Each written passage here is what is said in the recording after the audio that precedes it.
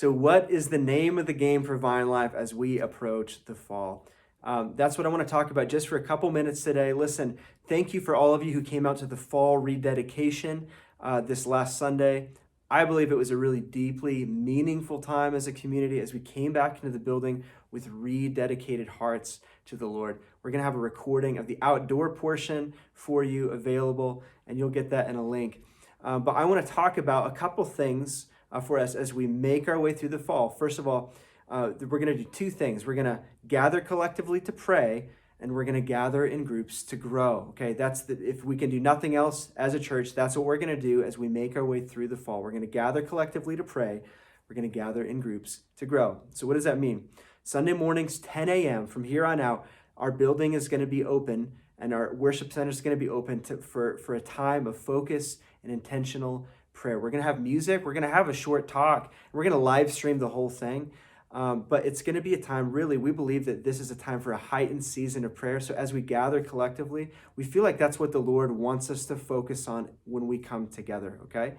So that's what we're going to do this Sunday and the Sundays after. We're going to live stream it. In fact, we're even going to have a door open and a patio section. If you're not comfortable coming into the building, you can be able to watch from the outside of the auditorium and listen in from the outside if that helps you feel safe. But it's going to be a fantastic time. One adjustment, though, that we're going to all need to make in our thinking is this. It used to be that you come to our collective church services and it's a time where you feel connected and you're catching up with people you haven't seen in a while and you're hugging and high-fiving and praying for each other. Listen, the season that we're in, if you've been to any of our recent outdoor gatherings, it's not a time where our church services are going to be our primary point of connection because we can't actually get that close to each other if we want to keep each other healthy and safe, all right? And so that's why the second thing that is really important in this time is that we're gathering in groups to grow. So when we gather to pray, it's going to be bringing an offering to the Lord and staying unified in heart and spirit.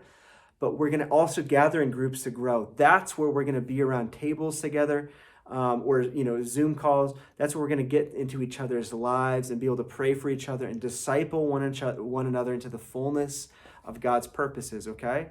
So I just want to leave that with you today. If you can do nothing else this season, focus in on gathering with us to pray Sunday mornings at 10 a.m., gathering in groups to grow throughout the week. If we can do those two things together, I'm telling you, we'll be connected to the heart of God, we'll be connected to each other, and his life will continue to pour out so we can be a blessing and a force of life and light in this season that so desperately needs it in our world.